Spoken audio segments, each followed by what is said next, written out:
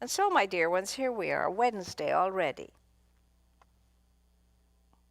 I always have a firm grip on Wednesday and Sunday, because I know service day on Wednesday, service day on Sunday. Sometimes the rest of the days just morph into the next day and the next day. It's a day. But we have this lovely little opportunity that we give ourselves on Wednesdays and Sundays. You know, we step out of the maddened crowd and we step away from all our distractions and we come together as a spiritual group with a spiritual intention. We are here to know ourselves so that we can set ourselves free from all of the nonsense we have been believing about ourselves because of what has happened to us or because of what other people tell us, and we believe them. So we are here now to again, shake up that lovely energy, fluff up that lightness, so that we can have the energetic and the state of mind to be all that we are here to be, the best of ourselves, the truest of ourselves. And of course, you and I know that doesn't happen without care and attention, like anything. And our relationship with the divine is our seminal relationship on this plane. And it's like any relationship. If you don't take care of it, it fizzles. It just doesn't have too much of an impact. You have to nurture a relationship, whether it's with a child or a spouse, or a worker or friends. And you're not going to do that well, and I'm not going to do that well if I'm not in a good relationship with myself. Because I can only bring where I am at any given moment to any situation. So we're not endeavoring to be the best of ourselves to impress people at all, because it doesn't work if you're trying to impress people. We're in a relationship with the self of ourselves so that we can accomplish what we came here to do, because when you and I came in here, we were all fluffed up, fired up, ready for the task. Sure, I can go in there and do that. No problem. But not being in that energy of the planetary system, especially on planet Earth, we soon understand that there's a certain sort of stuff that causes us to forget, that causes us to go into inertia, that causes us to over-identify with our humanity, and then to start thinking like we're only human and behaving like we're only human. And therein lies all our dilemmas. That's why we cross paths with each other, we bump into each other, we segregate ourselves, we separate ourselves. We have no sense of any kind of belonging except with our own tribe. Tribalism has to go, and it's alive and kicking in this day and age. It just has to go. Now, you can say, oh, well, I'm not that kind of person, but it's in evidence everywhere, tribalism. Where any group gathers together, even in Richelieu Hall, you'll see it. Friends cluster. Everyone gets into their own little group. I've often gone into Richelieu Hall when things were normal, whatever that was. And someone might be sitting at a table on their own. And I would go over and I would say, well, are you just having a quiet little moment? Are you happy to be sitting there on your own? Or would you like me to introduce you to some other people and have your coffee in company? Now, sometimes the answer is, no, I'm fine here, But more often it's, yeah, that would be nice. See. And to me that says that we, whoever we are in such a close kind of, you know, contact with each other that it looks like it's a closed circle, you know, and people would be interrupting if they came forward. There's tribalism. So we all know it. Now, that's not to say that you and I as a human being sometimes would rather have a few minutes with a couple of friends and so on. And that's very human and understandable. But you know, church is not the place for that to happen. When we come together to be together, to interact with each other, and to help everybody feel that they belong. Help everybody feel that they're part of, you know, this one group here in these moments now. And everyone that comes in here should feel okay about going to any little group and saying, may I join you? And feel very welcome. And you know, it doesn't happen here. It happens in families. When families get together, some of the members of the families like, Thanksgiving is a mixed bag. Some of the families don't want to sit with this one or talk to that one and all the rest of it. And I don't have to spell it out for you. You know yourself. It doesn't matter where you go. There will be the Klingons, I call them. The ones that want to cling on to their own group. And they're not awake enough or aware enough to be observant enough to look around and make sure that nobody seems to be isolated or left alone. Now, granted, I have a little bit more practice than most people in this because once upon a time when I was a nun, we had most of our meals in silence unless it was a special occasion. So you had to pay attention to what was on that table and to see if anybody needed anything. Maybe the salt and pepper were too far away for somebody else, so you watched and you had eye contact and you pointed and you took care of people's needs as best you could. It doesn't do us any harm to choose some time of the day, every day, to be in silence. I don't mean necessarily contemplating anything, but just to decide to be in silence.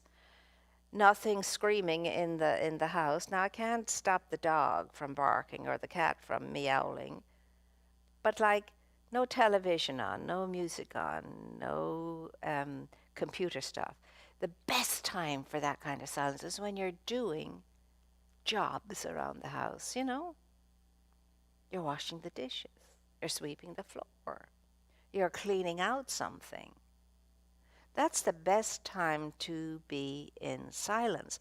And when you've no pressure on yourself to go into this great meditation and have a fabulous experience, it's amazing what good thoughts come to you. How inspired you can become just because you're washing the dishes. And if you can't think of anything, you can go into your favorite mantras. You know, you have your favorite things that brings you some kind of comfort or draws you back into consciousness, whatever that might be. Intentional thinking, intentional affirmations. And then you affirm for yourself what you want in that moment and in that day.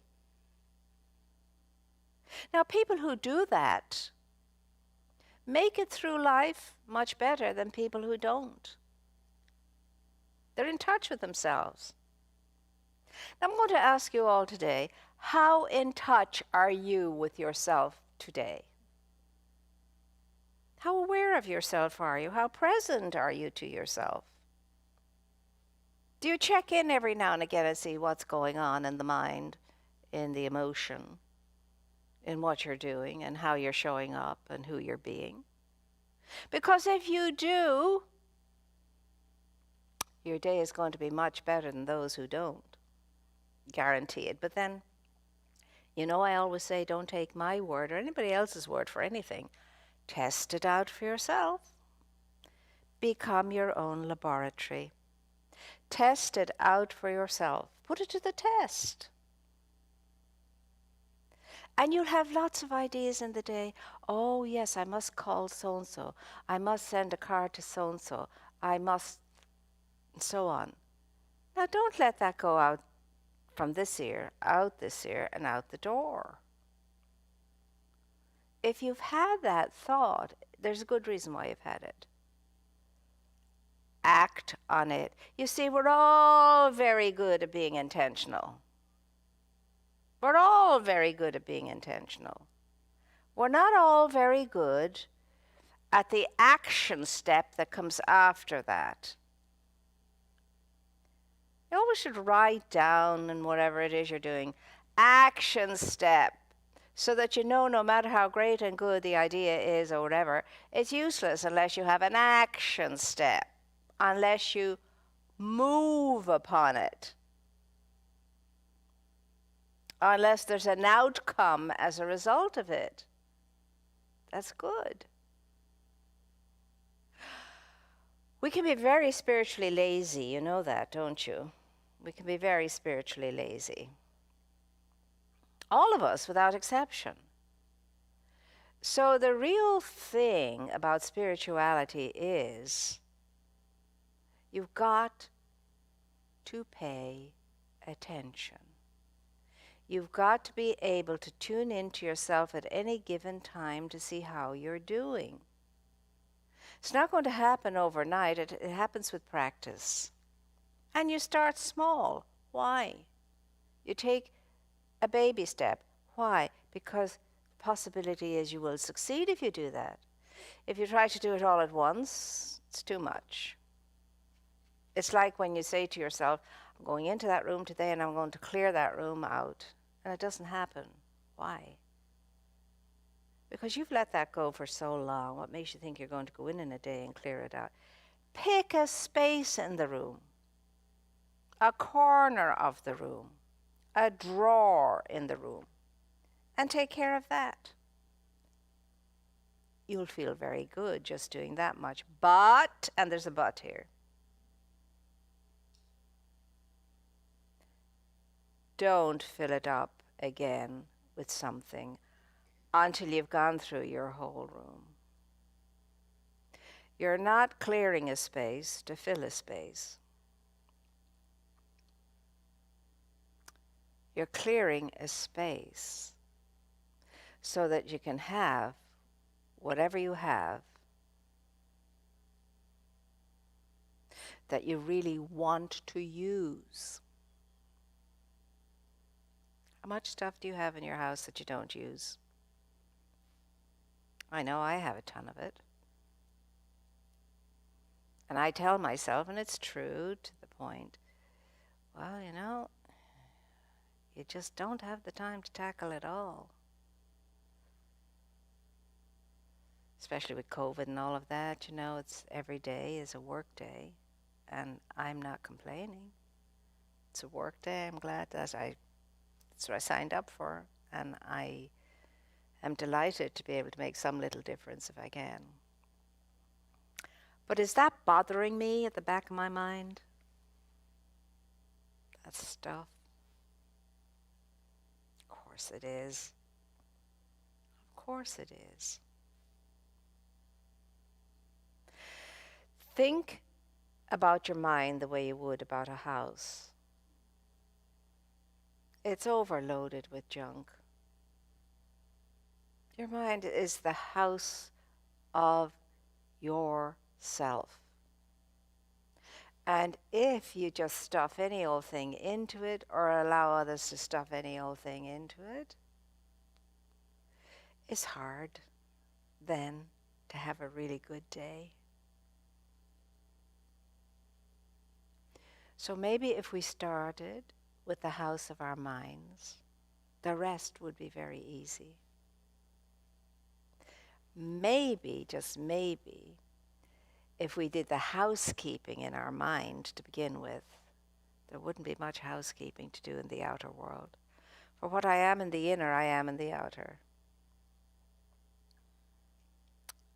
It's the law of spiritual physics. Can't be any other way. It also will stop us from being so very judgmental of others, because we judge according to appearances all the time.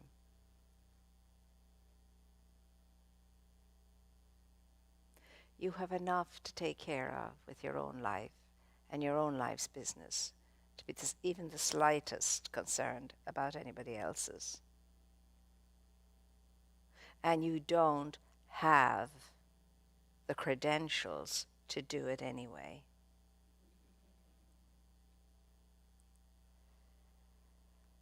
You haven't worked enough on yourself yet. Neither have I. If I find myself in critical mode, in judgment mode, it means I have a ways to go before I can point the one finger at anything with the three still pointing back at me. And yet, look how expert we all are in doing that. Just listen into people's conversations, especially with your friends and your family and those you're constantly in conversation with. What is the energy of those words producing as you're listening, as you're talking, as you're interacting? What is the tenure of the voice? What is the cadence of the voice? And what is the tenure of the energy the voices are producing?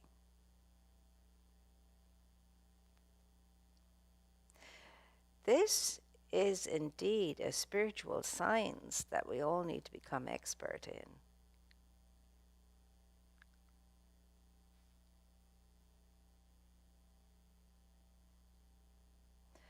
And do it before you recognize that the situation is becoming uncomfortable. This conversation is not going where I'm feeling comfortable. And I know that sometimes the only way to handle it for you in the moment is to just make an excuse and leave. But before you got to that point, when you saw the kettle beginning to boil, you could have said, oh, can we change the subject? I'm feeling really uncomfortable here. I mean, this is not what I thought it was going to be or where we want to go, and I don't think it's going to do us any good going that direction. And then have something fun or something good or something captivating to share. Because we are all responsible for the energy wherever we are, with whomever we are. No, we don't get to sit back in silence and just say, well, I hadn't anything to do with it and I didn't participate in that. Oh, yes, you did. Your participation was silence, and your silence may have been seen as agreement.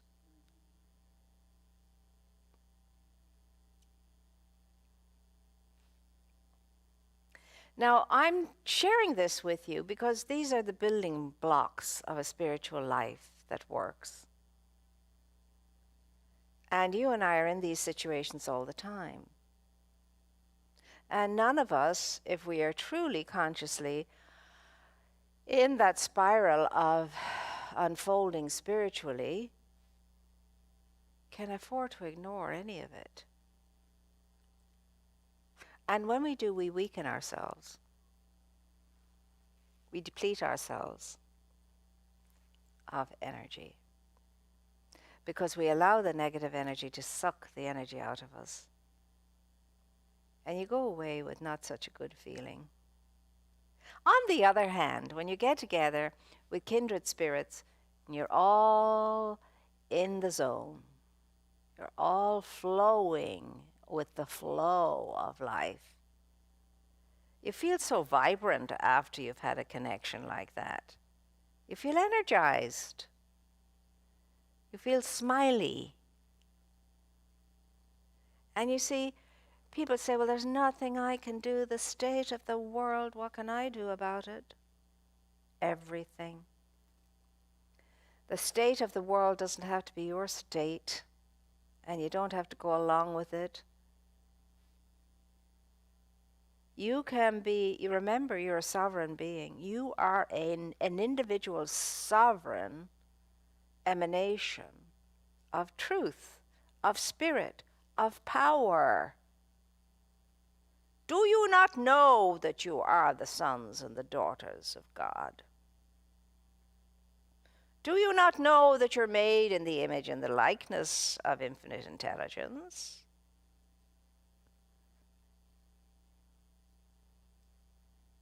You are so awesomely powerful, you have no idea. Most people don't. And the ones who do are the very at peace, humble, attentive, awake, tuned in, and present. They're not the ones sitting on the thrones. They're the light in the dark forest. Isn't it amazing? Can you believe that of yourself? Can you truly and sincerely believe that that's the light that you are in the dark forest? Regardless of your circumstances and your situations, regardless of all your horrible experiences and all the ways the world have done you wrong, regardless of all of that, none of that is what you are. And you can change out of that like that by waking up and knowing who you are. I am the light in the wilderness. I am the individualized expression of the one, and I am that in the way I think and in the way I feel and in the way I show up. That's how I emulate the source of my being. In the way I think, in the way I feel, and in the way I show up.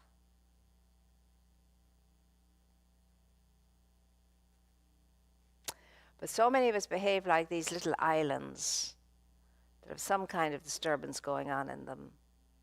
Islands that move and bump into each other, create a bigger mess. Who do you want to be? What do you want to be? How do you want to be? Whatever it is, you can be all of that. But you have to make the endeavor. You have to go where you have not gone before, into the interior state of yourself. And that takes courage. You get to that lake and you look at it, and on top of it there's lots of flotsam and jets and all of that stuff floating around, twigs and leaves and God knows what else. And yet you know, to get to the treasure, you have to jump into all of that. You have to dive into all of that and go in deliberately into the light. And then you're so awed, shocked really in surprise at how amazing that is. You see, people don't want to have time with themselves and spend time with themselves because they're afraid that if they do, they're not going to like what they're going to discover. The total opposite is what happens. Oh yeah, that stuff is on the top, on the surface, but it's not the water, it's not the lake, it's not the energy and the power that's in that energy called water. It's a temporary scum on the top. So yeah, sometimes we have to be scum divers. You know? There's nothing bad and there's nothing good, but thinking makes it so. Does any of this make sense to you? Okay, so as a result of our little bit of time being together, I'm knowing that we're all going to go out through these doors and we're going to know, okay, better just shoulder up, pony up, take care of myself, honor myself, love myself, because God dwells in me as me. I had a teacher who would always say that. Anybody came to them with any kind of problem and he would say, beloved, love yourself, honor yourself, respect yourself, because God dwells in you as you. And he'd say the same about the people they were complaining about. Love your husband, love your wife, and go through the same thing. That's all. His answer was always love. Get over yourself and your self-righteousness. Get over yourself being offended. This is the ego, not you. It's only the ego that gets offended, upset, self-righteous, moves into condemnation and judgment and punishment. You see that in relationships. If there's a bit of a misunderstanding or something, maybe one of them goes off and they'll sulk for a month. Well, a day anyway. That's punishment. They're punishing you, they think, but they're not. You go off about your business and they're the ones that have isolated themselves. They're punishing themselves. Don't you think? Yes. Well, say with me right now, in this now moment, regardless of what is behind me, great power is with me. And I can draw from that power.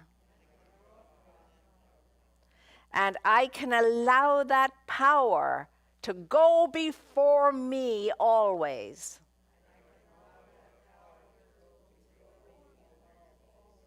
And guide me in its light. With all my life's matters, within myself, around myself, with whomever I am, and especially when I'm in my own company. Because God so loved.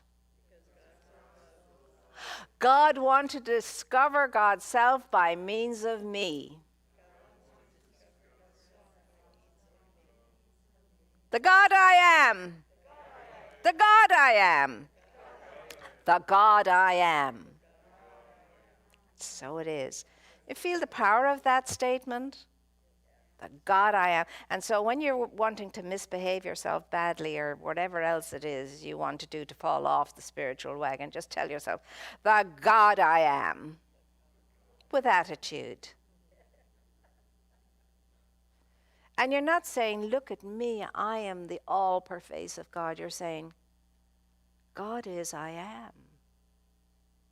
And I will honor the God that I am in the way I think, move, live, speak, feel, and have my being.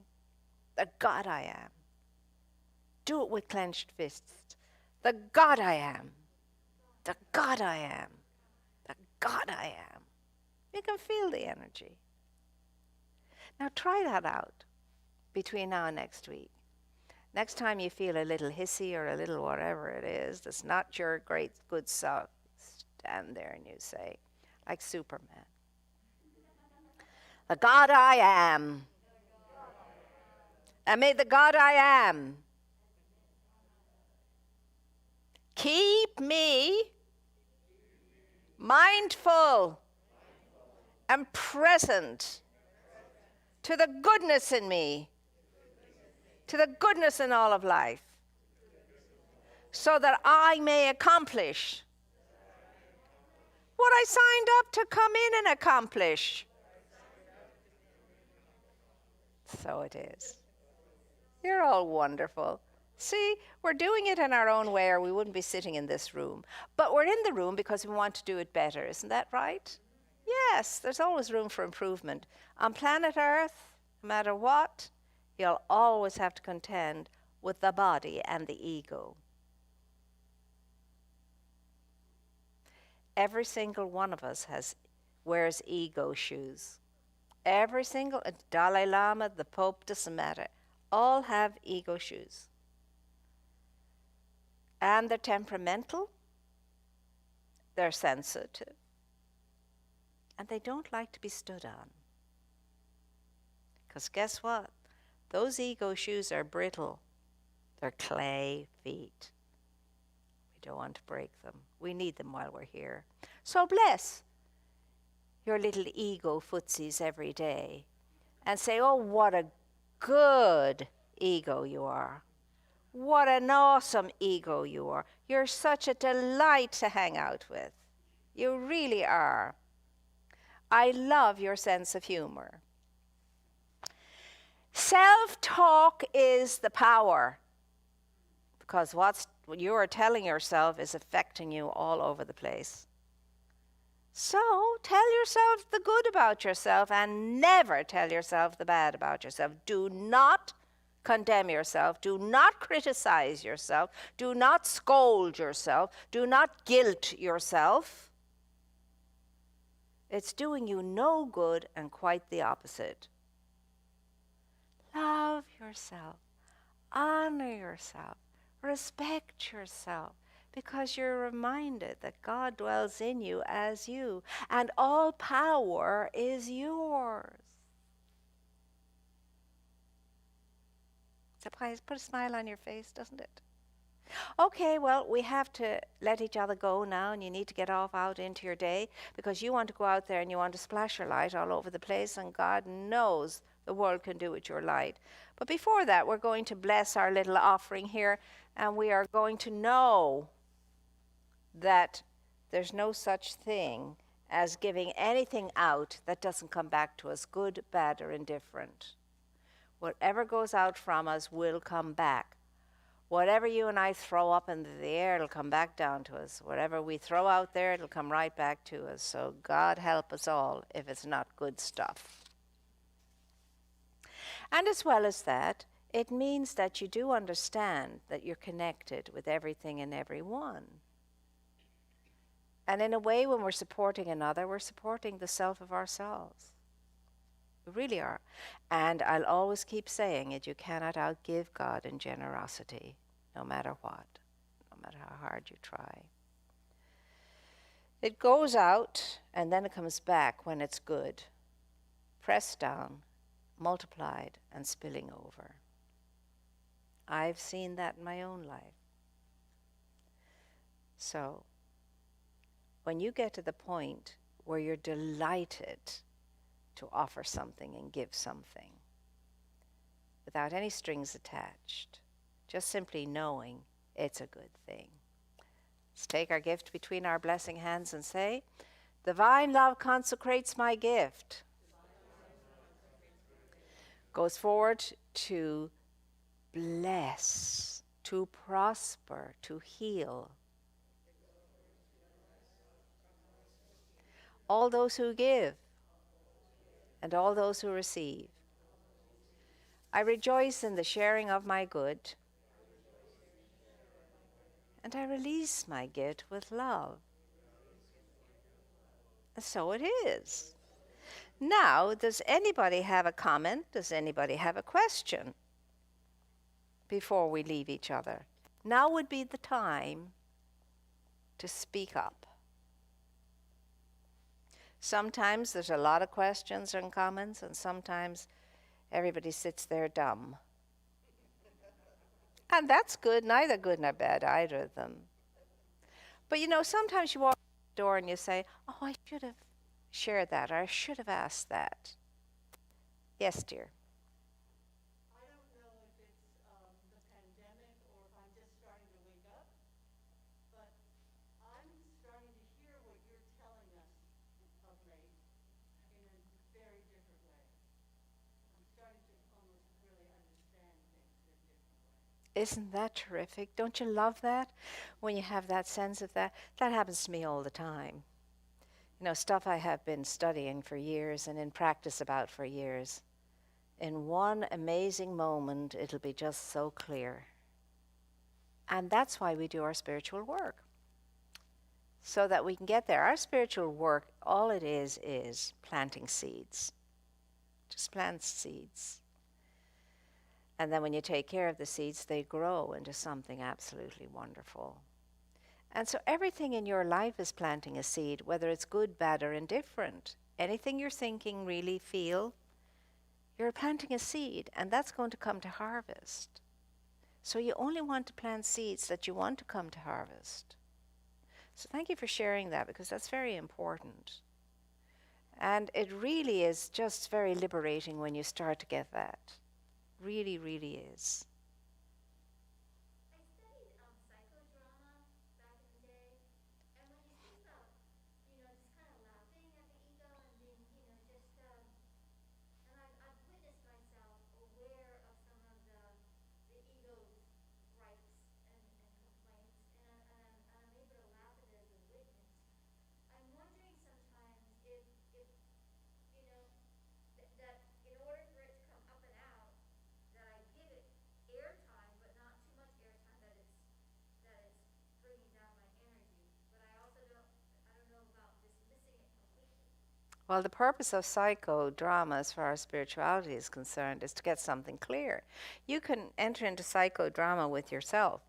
You can go to a chair and you can sit down on the chair and you can be your mother speaking. My God, child, what is the matter with you? Where did I go wrong with you? Are you ever going to wake up and get it? That behavior is just ruinous to you, and it doesn't do anything much for the family.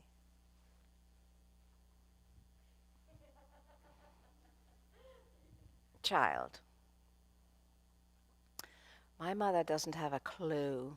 She has absolutely no idea about who I am or how I am. And there's just something going on, and I've always felt it, that just makes me hesitate in really sharing with her the way I am, the way I truly feel. There's just something, I'm not sure what it is, but I want to know whatever that is, so that whatever that separation between us is can disappear. And we can be really a daughter and a mother and be able to understand each other and trust each other and help each other. You see what I'm saying? It could be the boss and you, and it could be your spouse and you, and it could be your child and you, and it could be whomsoever. Could be that person that upset you. But you see what I'm saying? The mother only is in her own little world thinking what she's thinking, because she doesn't have enough information or experience to come to any kind of a near conclusion. Same with the child. The child is just, out there in no man's land. But again, not having the tools to be able to make a step toward. And I've often told you the story about the woman who went to work every day, cussing out her boss and despising the job that she was in, and how is she going to do this for another week or a day, never mind a week.